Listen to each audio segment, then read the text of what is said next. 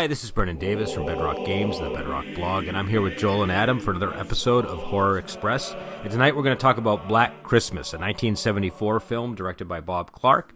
And this is possibly, we were discussing this before the podcast, but it's one of the very early slasher movies, possibly the first, depending on who you ask, I suppose. And we'll get into that as we go. But it's about a mad killer who hides in the attic and murders sorority girls on... Is it on Christmas or is it on Christmas Eve? That was one thing I was a little bit unclear of in the movie. I think it's just as people are going away to Christmas vacation. Okay. I don't think it's even as close as Christmas Eve. The Christmas connection, this is pretty tenuous, I would say. Well, I mean, It's there's the definitely a Christmas Christmas season. feel. There's definitely a Christmas yeah. season feel, but I just was unclear on the precise timing. It's less Christmassy than like- Krampus, I would say. Yeah, but I mean, It's a there really are weird carolers. prequel There, album. there's Christmas lights. There's a Santa involved at one point. There are Fair Christmas enough. parties. Fair enough. But yeah, so I mean, so that's, and also it's built around the old urban legend of the babysitter with the murderer upstairs with the children, and there are these phone calls coming in telling her to check on the children, and she calls the police, and then they tell her the calls are coming from inside the house, and it's that's sort of the big climax of the movie. Though interestingly, in this film, you already know the killer's in the house, even by the time you get to that scene. So it's interesting that they say it with such effect in this movie like that, but everybody knows it already at that point. So Yeah, there's a movie, When a Stranger Calls, I think it's called, is the one, the horror movie where they actually do play it as Yeah. a surprise that the killer's in the house. that's the Carol babysitter. Kane That's- one, right? Is that the... Yeah, Yeah. I think it is Carol Kane. You're right. Yeah. It's been decades since I've seen it, but that sounds right.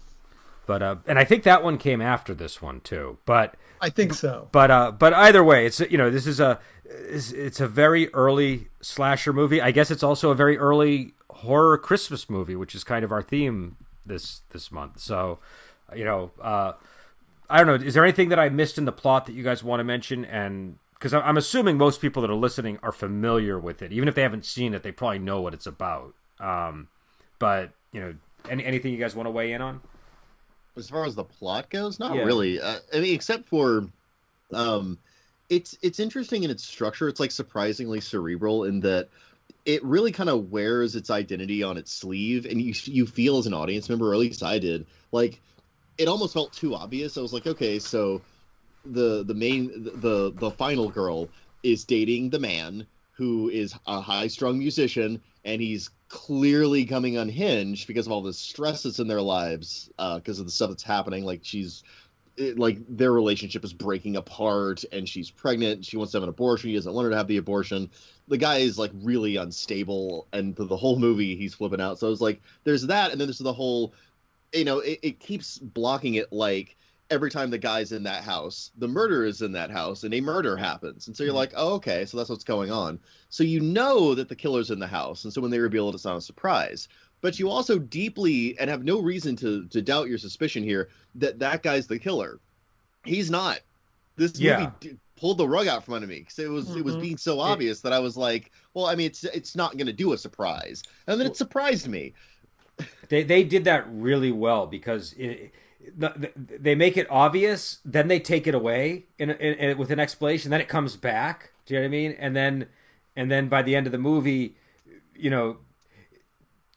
like the clues are there. Like that is not how it should have gone down if he was the killer. Do you know what I mean? Like if he was the killer, she should not have been able to defeat him with the weapon that she had in hand the way she did.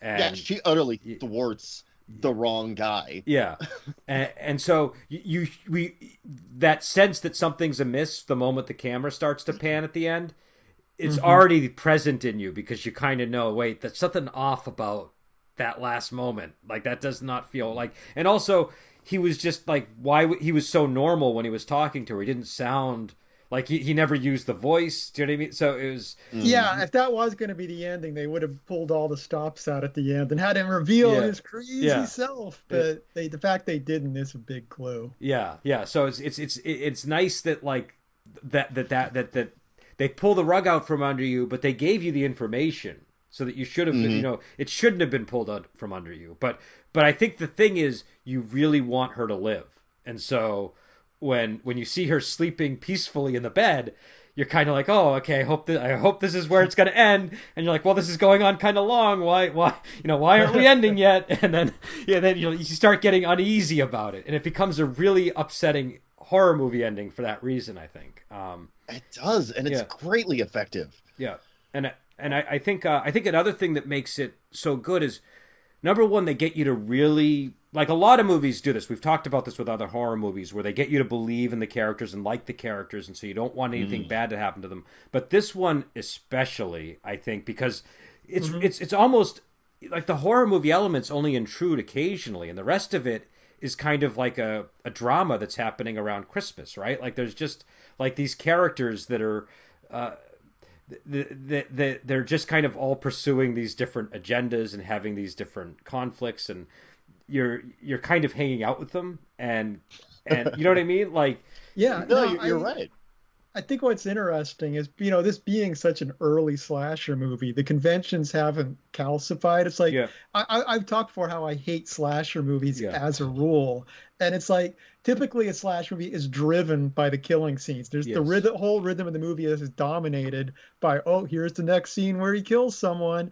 And this movie wasn't at all. It's like, it's really being driven more by the other things that are going on. But these killings are happening kind of almost in the background as the other plot kind of unfolds. And it's interesting too, because even though the first girl is killed fairly early in the movie, it's kept hidden that she's even dead for most of the movie. So in a way, it's similar to what we talked about when we reviewed Halloween, that you don't really have the full-on terror amongst the participants until the very end of the movie. Yeah, and I think it's also, I don't know, it's just interesting that, like, in a lot of the slasher movies, like you were saying, they're driven by the kills, and you almost want the kills to happen. You're looking forward to the next kill. You don't care about the characters at all. You're just there, ooh, something exciting's going to happen. Yeah. And this one, you want the killings to stop desperately. Yeah. You want them to go away, and when they're there, you're not enjoying them at all. Do you know what I mean? It's not like a Friday the 13th movie where they're trying to make the kill almost like it's like the hook in a song. Do you know what I mean? And here it's like... I mean, what's good too is the characterization. Making the audience like the characters is a trap you can fall into where you're too obvious about it. And it's like the characters in this have rough edges. It's like they can be really mean to each other. They're just real people. You care about them because it's realistic, not because they're like this person. Let me make somebody that you'll really like. Well, here's what I found interesting is that, like, one of the characters is a drunk. Actually, more than one of the characters, but the Margot Kidder character. They are college students, so, but she's definitely drinking a lot more than the others, and she's also kind of a dark sort of personality. And then the Jess character, the Olivia Hussey character, she's getting an abortion, which again today that's not such a that might not have. People are still pretty divided, but I feel like it wouldn't land the same way it landed in 1974. Like on the heels of Roe versus Wade. It's not going to make your character instantly likable, is the thing. No. And then the den mother is constantly drinking booze throughout the whole. She's got booze hidden. She was so great. Yeah, and she reminded me of the grandmother in Krampus. By the way, I feel like there was some continuity character there. And I love them both so much. I did come across the factoid that Bob Clark added that character, the director. He added it to the screenplay, and it's based on his aunt. So that's who the basis for that character is. But... Amazing. But like you said, they have these rough edges, and it almost makes them more likable once you get past the rough edges, right? And it adds a reality to. Cause, I mean, it's easy for slasher films to just feel really artificial and fake too. If the more formulaic ones that would come later, so. Everything is just grounded by the realism. Yeah, because in those it's more like, here's the perfect princess, here's the cheerleader, here's the nerdy girl who studies and does is really smart, and in this one it's not like that. These there's like Margot Kidder she gives a child alcohol during a party. Like she's getting a kid drunk during one of the scenes. You know what I mean? And like so these are my hero. I mean, I'm sure but she's these are really I don't know. There's like a real 70s edge to the movie, I think. You know what I mean? And so the the maybe the dullest character is the father that shows up, but even he's kind of oddly compelling. The really uptight father with the glasses and the mutton chops. Oh yeah. He's just such a nervous wreck. He's got this balance of he's so judgmental, but he's so powerless that his judgment has no effect on you as a viewer. You don't feel intimidated by him, or you don't feel judged by him because he's so meek. Well, plus his daughter, the whole time he's in the story, his daughter is already dead. So you have a certain sympathy for the guy too. It's like that kind of carries through with him, even though he is a judgmental jerk to an extent. And this movie definitely, I know we kind of already touched on this, but like we did want to talk about, just sort of like, this is a early slasher movie. I think that I don't know. This feels like one of the things that makes it so different is that it's, like I said, it's a 70s movie. It's coming out of that like gritty 70s style of filmmaking. There's like a realistic quality to the filmmaking, so that you like when you watch like an 80s slasher, there's like a style to it and a gloss, and that kind of removes you from what's going on, I feel. And in this one, I feel like I'm there, because it looks like these look like real events. They don't look like, you know what I mean? It doesn't look staged the way it does when the edits are really sharp and styled, and the film looks a certain way. It's beautifully made, but the kills are all in first person too, which is unnerving, because the rest of the movie isn't shot like that, and the first person is done really well. And I hate being in this guy's head, Yeah. Well, that's the other thing, is the killer he's not like, okay, in most slashers, the killer is a cold killer who usually seems to enjoy the killing, or at least isn't himself disturbed by the killing. And this character is emotional in a really deranged way, and doesn't seem to be taking pleasure in the killings. The killings seem like an impulse that this character has, but we get glimpses of remorse, and we get enough of, even though we never see the killer, and I think they call the killer Billy usually. That's usually the name that the killer is assigned. It just feels like a much more realistic murderer than Jason or Mike Myers or Freddy or any characters like that. You're talking about looking at a diseased mind instead of looking at a character that was kind of designed to kill people. This is like a person that's mind is melting. Yeah. So yeah, it's more believable and more, I don't know. It has like you have like this almost physical reaction to this guy when you hear him like ranting and weeping and shrieking. Yeah. Well, it's like he's afraid too. That's the feeling you get. It's like he's also afraid, just like the victims are afraid. And that makes it almost more scary, because it's like even he doesn't really know where this is going and why. And do you know what I mean? Like at least when you're watching Mike Myers kill, you're kind of like, well, he knows what he's doing. Do you know what I mean? Like he knows why he's doing it. Do you know, he's got like a, do you know, there's like a, I don't know. There's like a Hitman kind of vibe. Yeah, there's like a Well, that goes along too with the kind of false lead of it being the boyfriend too, because it's like, oh, well, he must go out of really, when he's really out of control, that's what he's like. It kind of it has that. It's plausible that would be the feeling, but no, that's not the way it plays out. Well, and all we get, like, why don't we get into this part of the discussion? What do you think is up with this killer? Because we get hints, right? We get like traces of, what this killer might be about, and we know that there are other killings that happen. There's like a girl that's murdered in the park during the movie, which it's not explicitly said that it's tied to these murders, but it would be highly coincidental if it wasn't. So, yeah, Let me see. Well, for me, like I can't help but see the fingerprints of Psycho in the construction of the movie. I mean, it all takes place kind of in the same location as far as the killings are concerned. There's not exactly a taxidermy element to it, but there's some sort of fetishization of the corpses after they're killed. there's Yeah, the clearly corpse in the something. attic was very psycho, definitely. Well, Yeah, so I putting mean, the baby doll into her arms in the rocking chair is, you know. yeah, like there's something just wrong with this guy, but you can sort of see the inspiration there. But also, also more recently, it kind of reminded me of Let the Right One In, which is maybe my favorite vampire movie of all time, and it's Mhm. got some competition, as you guys know. But like maybe there is something supernatural to it. Like I'm definitely inserting my own bias there, but it would be interesting if there was something purely supernatural that was motivating it, or something that like kind of towed the line into something kind of unearthly, because there is something that brings you away from the normal human experience with the character of I'm just going to use the nomenclature Billy too, because I think it's a nice easy way of getting into it, because like are always in first person with him, you never see Yeah. him, so there's something almost You ethereal see, about him. yeah, you see his eye through the door, which, by the way, Yeah. that was a magnificent shot. That's something that, like, you Huh. see it and it looks almost like a CG rendered eye, but this is way before CG. Do you know what I mean? So it's just like, Hmm.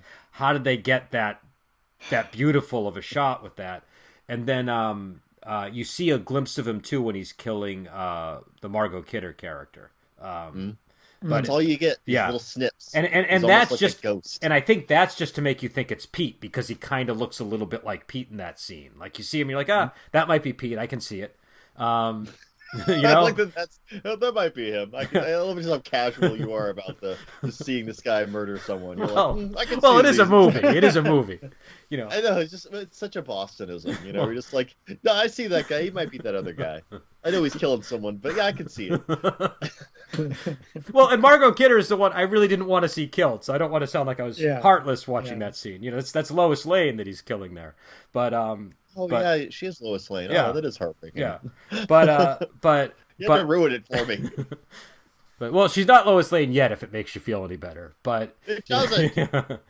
but but yeah, you don't see him. But you get these, like, I don't know, you get these, like, he's got like a multiple personality thing going on, right? Like he's using all these different voices on the phone, and there's some kind of backstory that seems to, you know, involve him, presumably Billy, and, you know, like a baby and a mommy and a daddy, and we're kind of left to sort of figure out what that might be. Like, I mean, that we know if all those things he's saying are things that, like, are part of his life, then we know he's done some bad stuff leading up to this, and Yeah.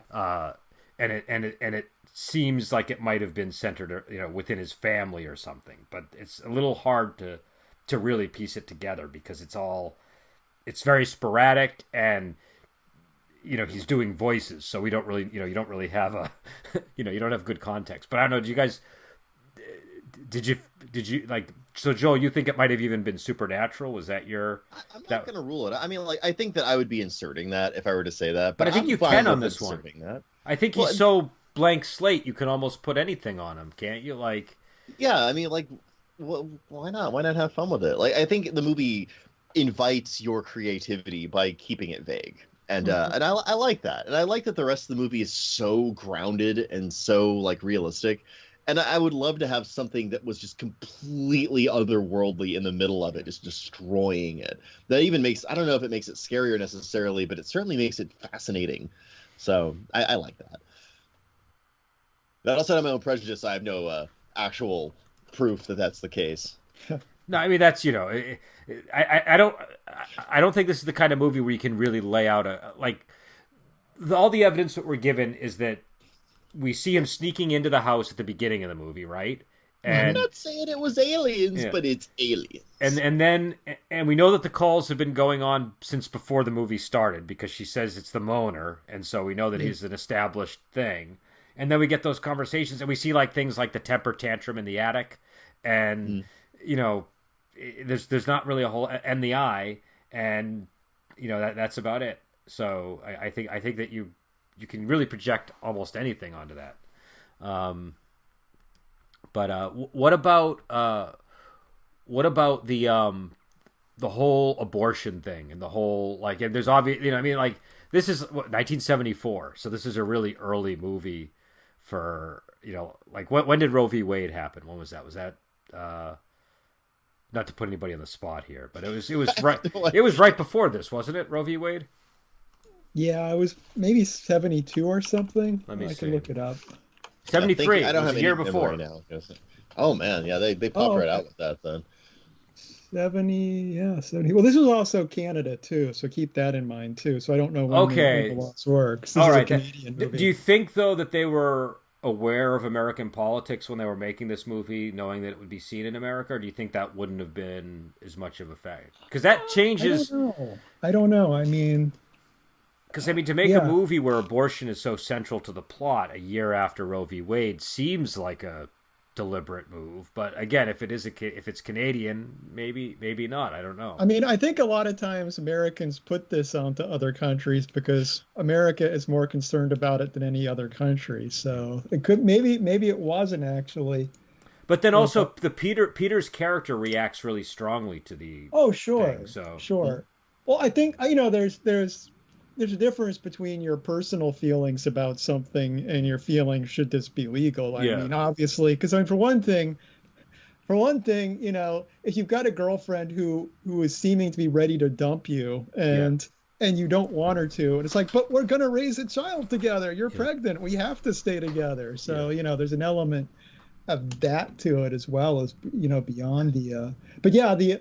1669 is when Canada legalized it, so it's still very still pretty fresh, yeah. Still very topical. Yeah, but yeah, I mean, there's obviously multiple things going on beyond whatever his opinion, because it's unclear if that's his feeling on the larger issue or if it's just he's desperately grasping at something to keep the relationship going. But I would still think just introducing that element just. In terms of the viewer reaction too. I'm just talking about in the within the story. I agree. But I do think it was brilliant that all of they have to show Pete freaking out a number of times, and they even incorporate the breaking piano music into it's kind of like the ominous music in the background. Cool. But what's really effective about all of the conflict he's having with Jess is that his behavior is believable in both of those lights. It's sort of like you could see it as, this is just all explained by their conflict over the abortion and her not wanting to marry him and his piano performance that he gave being terrible and all that. Those things were, those all explain his behavior. But also I can see how his behavior would be explained by him being a psychopath. So it's,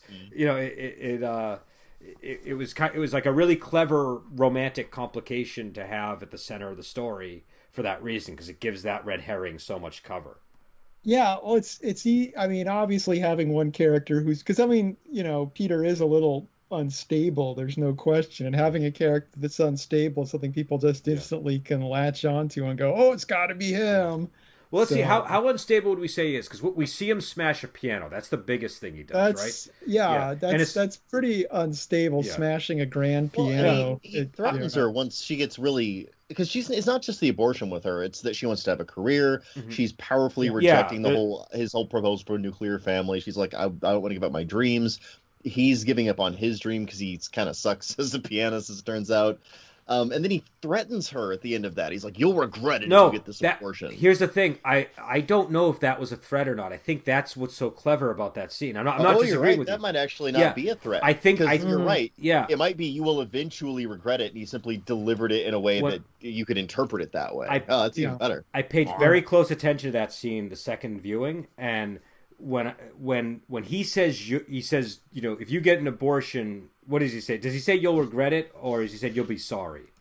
I think he says you'll be sorry. Yeah. It's been a whole few hours since I watched it, so I don't remember. If you get an abortion, you're going to be very sorry. And then as he's passing her by, you can see the cross around her neck, which you don't normally see so clearly. Like, it's just out there, like out in the open. Okay. And so I'm like, okay, I think that he's saying you're going to regret it, because we don't know what her religion is exactly, but he must know more about her than we do.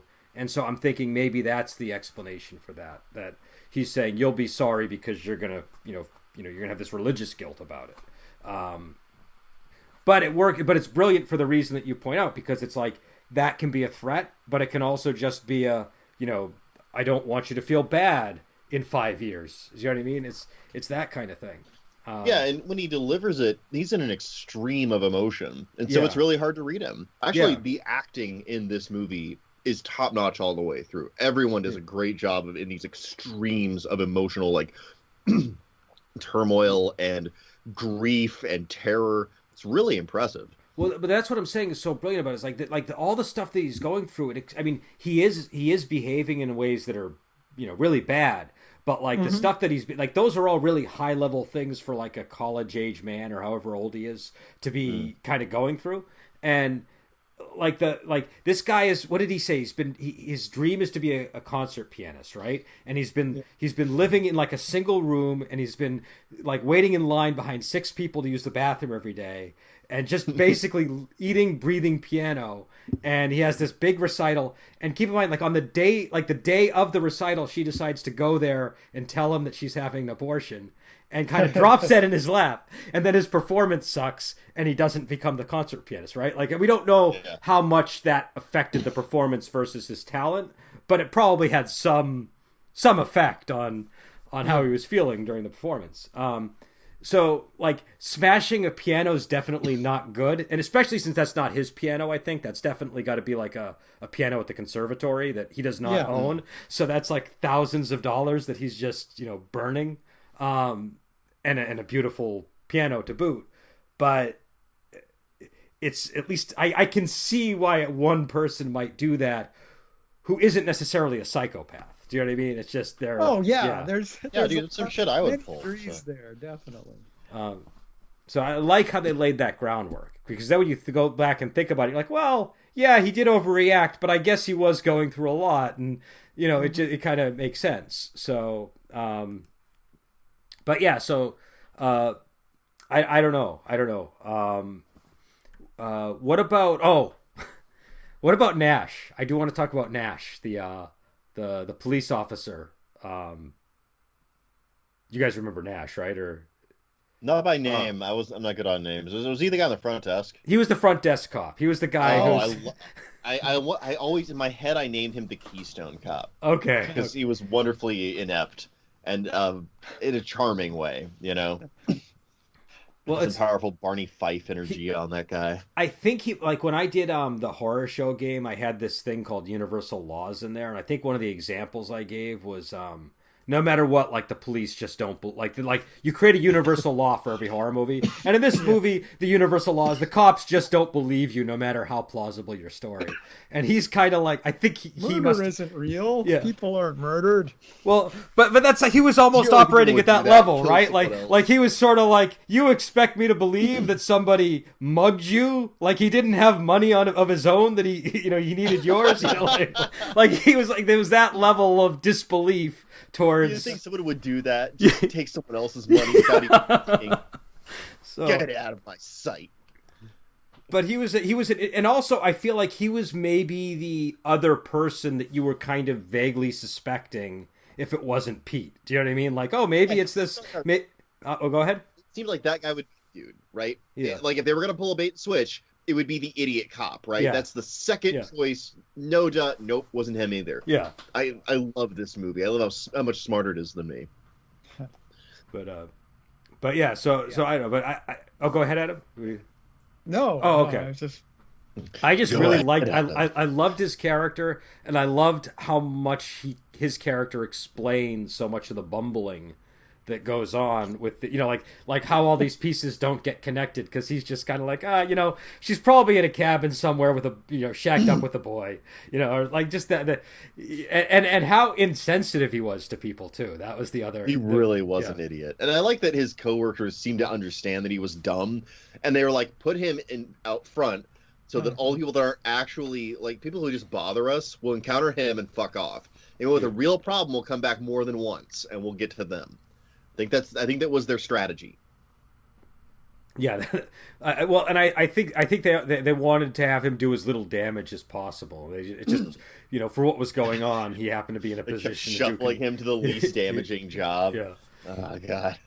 No one had the heart to fire him because he's just so pathetic. But yeah, I love the fellatio scene where Margot Kidder gives him the she says, I forget what she says. She says, like, he asked for the number to the sorority, and she says it's like the connection code or something, and he doesn't know what fellatio means, and so then they're it making means something dirty, doesn't it? Oh, that was great.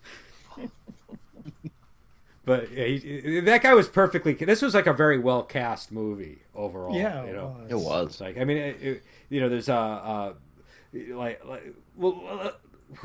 I don't know who would you say your favorite actors and performers were in this movie? I really liked the main character guy, like the deuteragonist, the piano guy, because so much was put on that dude. Acting wise, the ambiguity we're talking about, but also like the believable like stages of like denial and grief and just the difficulties he has dealing with people, and the fact that like in that very end scene before he gets his head stoved in, you get this feeling from him, or at least I did, that he was just genuinely like a good guy, and a lot went wrong for him in a very brief amount of time, and he was just not dealing with it super great. Yeah. And everything went completely wrong after that moment. I was like, damn, I actually kind of feel bad for this guy. So I really liked him. I think he was a standout performer. And it's like, oh my God, a lot of the performances were like that. But he definitely really nailed it. Yeah, I mean, I'd say for one thing too, I don't think there's any bad performances in this. I mean, often in these kind of movies, you might get, you go, oh, these people were great, and this person, not. But I think everyone did a good job in this. But I'll go with Margot Kidder as my standout for this one. That character is just really entertaining. Anytime she's like in a scene, she's just kind of got the scene. She's kind of got control of it. So she was great at that. Yeah. But actually, as an aside too, I'll go back to talking about the father character too. It is just it's great just how polite he is. Like he's just so like that scene with him and Margot Kidder, she's just going off trying to incite him, and he's there just giving his cold disapproving looks, but it's like he doesn't get baited. He doesn't, in a lot of movies the angry father would be this figure who'd be like bellowing at people or something, but he's just he's just quiet about it, and he is disapproving, but he's just like you said, he's just very gentle about it. There's something there's something, I don't know, he's a likable character as a result of that, I feel. And also I don't know, I would agree with you. I like Margot Kidder the best in this movie. I think Olivia Hussey's really good too. I like Olivia Hussey. And I think she was really well chosen for that role, because she is like you really don't want any harm to come to her. Do you know what I mean? She just has this thing about her, and so but also I was kind of I thought that the guy who played Nash, I don't know what his name was, the actor who played him. He just Douglas Doug McGrath. He would have a redundant middle name, wouldn't he? Douglas Doug McGrath. But they probably called him Dougie Doug. Yeah, that's great. But he was great. John Saxon was, I thought, very well chosen for the role. Was the guy who played the sheriff or whatever? Is that him? Yeah, he was the chief. He was pretty good too. Yeah, like because he had he was a really good counterpoint number one to the Barney Fife Dougie Doug character.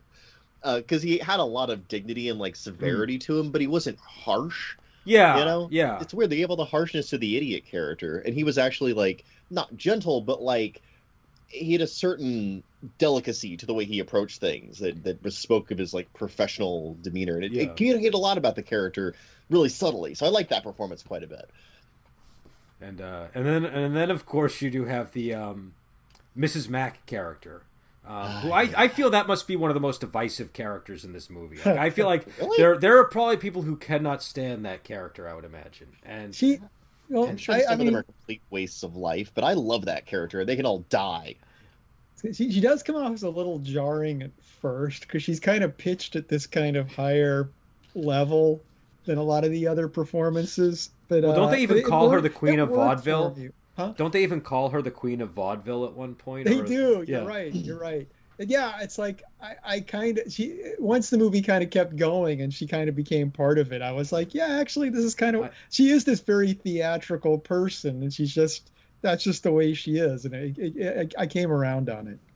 I felt like she was basically, there were two forms of comic relief. There was her and there was Nash, but she was the real comic relief for for most of the movie.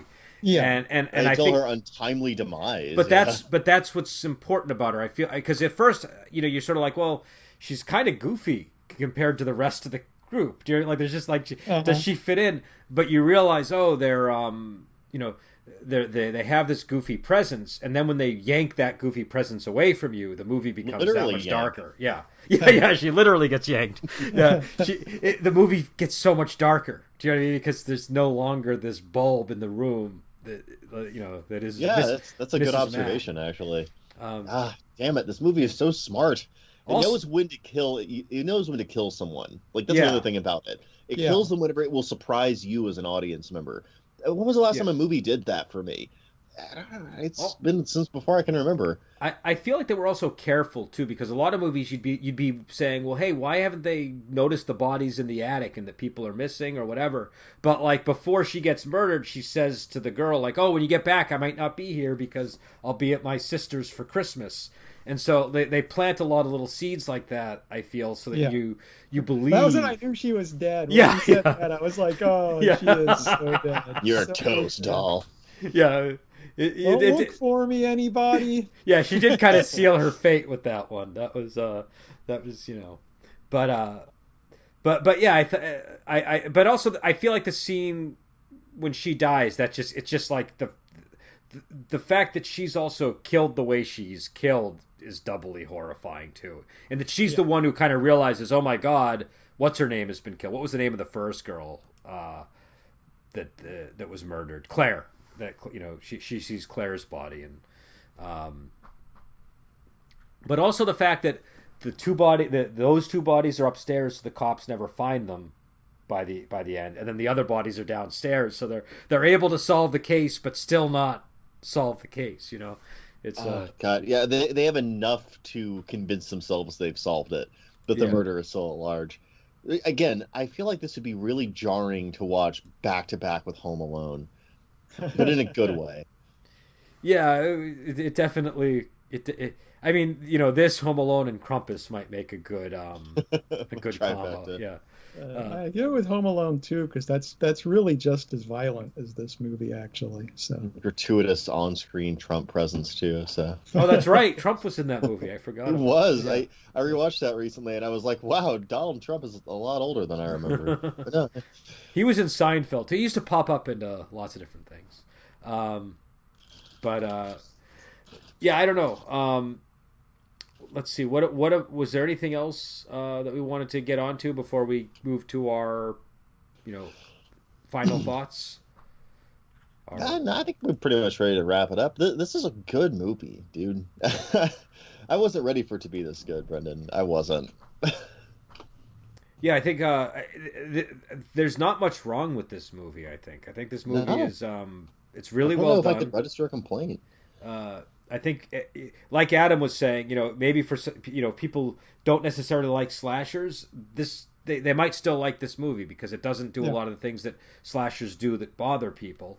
And if you do like slashers, it's like a really, really good slasher because it's got other things going on for it. It's not just playing to the slasher audience. So because there isn't really a slasher audience at this point. So it's a workable movie without the like the stuff going on between the boyfriend and the girl. You're just as interested in whether people are getting killed or not. Do you know what I mean? There's that, all the stuff going on is, you even if Claire wasn't murdered, if she was just missing for some reason, you would still want to know. You would still want to follow the dad as he's looking for her. So and also one thing I really like about this movie is that scene where they're doing the tracing of the call, and they're going into like I don't understand how 1970s phone systems worked, but they're going into the belly of the beast, and they're like mechanically tracing the call, and it's like the only scene I can compare it to is the powering down scene for HAL from 2001. It's like it's like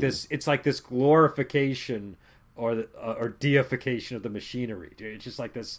I don't know how to explain it, but that's just like we're still in the analog age back then. It's like that's what the phone system was. This giant thing. And it's like all rotary phones and just like that's cool.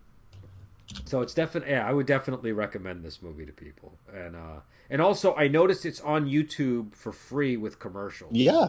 I didn't pay a dime for this. And yeah, it's super worth your time. It's also on the Criterion Channel, which is how I watched it. So okay. Two options. Lucky duck.